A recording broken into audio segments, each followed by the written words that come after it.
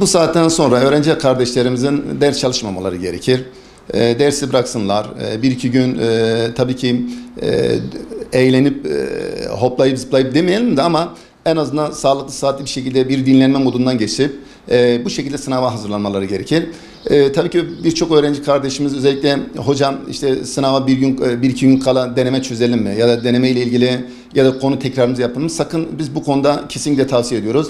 Hatta sınava bir iki gün kala da 3-4 gün kala dahi bile öğrenci arkadaşlarımız artık ders çalışmayı bıraksınlar. Sadece sınava odaklansınlar ve bu odaklanma neticesinde sağlıklı bir şekilde sınav öncesinde rutin olarak uyku modunu nasıl değerlendiriyorlarsa o şekilde de sınava o saatte kalkmaları gerekmektedir. Yani ekstradan daha çok yatayım ya da bir uykusuzluk modu ya da beslenme ile ilgili işte sınav sabahında ya da saatinden önce rutin olarak yapmış olduğu beslenme dışında ekstradan bir beslenme yapıp da kendi fiziksel bedenine bir zarar verebilecek yiyeceklerden ve içeceklerden mümkün olunca kaçınmaları gerekmektedir. Öğrenci kardeşlerimiz sınav giriş belgesini ve nüfus cüzdanlarını yanına alacaklar. Onun dışında kesinlikle saat, bozuk para, kolye, bilezik vesaire bu tür metal eşyalardan mümkün olunca uzaklaşmaları gerekmektedir. Sadece ve sadece dediğim gibi sınav giriş belgesi ve nüfus cüzdanı. Onun dışında hiçbir şey sınav esnasında kesinlikle zaten sınav binasına sokulmayacaktır. Sınava girecek binayı önceden görmeleri lazım. Ve sınav binasında da en az yarım saat ya da 45 dakika öncesinden sınav binasında olmaları gerekmektedir. Zaten sınav binasına giriş saat 10'dadır. 10-15'te de zaten sınav bizzat başlıyor. 9.30'da 9.45'te bizzat sınıflarında olmaları gerekmektedir. Sınav esnasında özellikle öğrenci kardeşlerimizin en önemli konularından ve sıkça bizim karşımıza problem olarak gelen sorunlardan birisi kodlama hatasına dikkat etmeleri lazım. Kodlama hatası çünkü özellikle sınavın ilk 10-15 dakikasında vermiş olduğu heyecandan kaynaklanan bir kodlama hatası yapabilme ihtimalleri yüksektir. İlk 5-10 dakika tüm öğrenci arkadaşlarımda bir heyecan, bu kaçınılmazdır zaten. Ama sınav başladıktan 5-10 dakika sonra zaten bu heyecan üzerinden atacaklardı. Sınav esnasında özellikle soruların uzunluğu ya da kısalığını göz önünde bulundurmadan zor soru ya da kolay soru şeklinde bir ayrım yapmaksızın yapamadıkları soruları bırakıp daha sonra tekrar o sorulara döndürmeleri lazım. Çünkü sınav süresi özellikle cumartesi TYT 2 saat 15 dakika olduğu için ki denemelerde öğrenci kardeşlerimizin en büyük problemlerinden birisi de TYT sınavının zaman problemlerinden şikayetçi olmalarıdır. Bunun önüne geçebilmemiz için de özellikle öğrenci kardeşlerimizin matematikte ya da işte Türkçe'de ya da işte fizikteki ya da fendeki bazı soruların işlem gerektiren sorularda ve paragraf soruların uzunluğundan kaynaklanan bir zaman problemiyle karşı karşıya kalacağı için bunun üzerinde fazla odaklanmamaları gerekir. Yapamadıkları ya da zor işlem gerektiren bazı soruları üzerinde fazla odaklanmamak ve bunun neticesinde tekrar geriye dönüp o sorulara baktıktan sonra zamanı bu şekilde iyi değerlendirmek lazım. Tabii bunu yaparken özellikle optik kodlamaya da dikkat etmesi lazım. Bizim özellikle tavsiyemiz öğrenci kardeşlerimiz optiğini kodlarken grupsal anlamda bir optik kodlama yapması onun açısından daha sağlıklıdır. Mesela Türkçe 40 soru. 40 soruyu bitirip kodlamasını yapsın.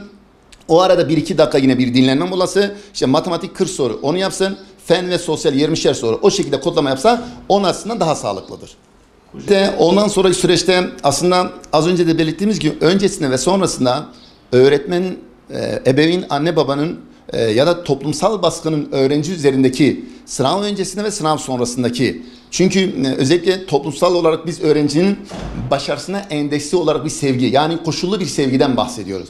Aslında bizim kendi çocuğumuza koşulsuz bir sevgiden bahsetmemiz lazım. Çünkü sınav öncesinde özellikle anne babanın bu konuda çocuğa ciddi anlamda bir motivasyon, bir destek, onun sınav esnasındaki performansını artıracak. Sınav sonrasında ise kazansan da kazanmasan da sen bizim yine çocuğumuzsun. Yani başarıya endeksi ve sonuca endeksi bir sevgi olduğu zaman bu hem sınav esnasında hem de sınav sonrasında çocuk üzerinde ciddi anlamda bir stres oluşturuyor ve bir motivasyon kaybına sebep oluyor. Sınava bir yıldan fazla da çalışıyoruz. Her gün gelip gidiyoruz. Soru çözümlerine geliyoruz. Günün yarısından fazlasını burada geçiriyoruz. Hocalarımız bize yardımcı oluyor. Her gün buraya çalışmaya daha çok gayret gösteriyoruz. Hazırlandığımıza inanıyoruz. İnşallah başaracağız. Eskiden YGS, LYS ayrı yapılıyordu. Aralarında 3 ay vardı. Ama şimdi ilk sınavın sonuçlarını bilmeden ikincisine giriyoruz. Soruların az olması, konuların çokluğu bizi yoruyor. Eskiden işte fazla çok soru vardı, konular da çoktu ama şimdi az soru var. Az soru var, çok fazla konu var. İşte zorlanıyoruz bu. Hedefim hemşire. Dicle Üniversitesi'nde hemşirelik. Yani bir yıldır bu okula derslere çalışıyoruz. Yani genelde derslere korkarak çalışıyoruz. Çünkü hep sınav sistemi değişiyor. Habire değişiyor. İsim, konular, sınav sistemi, çıkan soru sayısı hep değiştiği için genelde hep matematik üzerinde çalışıyoruz. Yani en çok ağırlığımızı matematiğe veriyoruz. Yani son bir haftaya girmemize rağmen korkuyoruz. Yani yine değişebilir. Yani tekrar değişebilir korkusuyla yaşıyoruz. Onun için hep ağırlığımızı matematiğe veriyoruz. Çünkü bakanlar falan resmi makamlar açıklama yaptığında hep diyor ki matematik bilmeyenleri üniversite kapısına bile almayacağız. Biz de bunu bilerek genelde matematiğe çalışıyoruz. Diğer derslerimize de pek ağırlık veremiyoruz. Son bir senedir sabah, akşam yani kimilerimiz gece gündüz çalışarak geliyor buraya. Kimilerimiz yani bazıları hiç çalışmadan, bazıları çok çalışarak giriyor. Yani böyle işte. Senin Eski sınav sistemi hakkında pek bir bilgim yok çünkü sınav sistemi habire değişebilir diye sadece yeni sistemi öğrenmeye çalışıyoruz. Habire yeni sistemi öğrenmeye çalışınca eski sistemi pek yani yoğunlaşamıyoruz oraya. Oraya yoğunlaşamayınca da yani bunun ne olduğunu daha iyi anlamaya çalışıyoruz. Çünkü bunu öğrenince diğerleri artık geçmiş gibi geliyor bize. Yani yeni sınav sisteminde ilk oturumda şöyle bir şey var. Hangi testin hangi sorusunu çözersen hepsinin katsayısı aynı. Bu çok güzel bir şey. Mesela matematiğe çok zaman ayırıyoruz. Yani onun dışında mesela sosyal çözseydik önceden katsayısı daha düşük diye biliyorum. Yeni sınav sisteminde ilk oturumda hani matematik, sosyal, Türkçe, fen hepsinin katsayıları aynı olduğu için en çok zaman mesela en çok zamanımızı ayırdığımızlarımızı en çok zaman ayırdığımızı en sona bırakıyoruz. Hedef elektrik mühendisliği.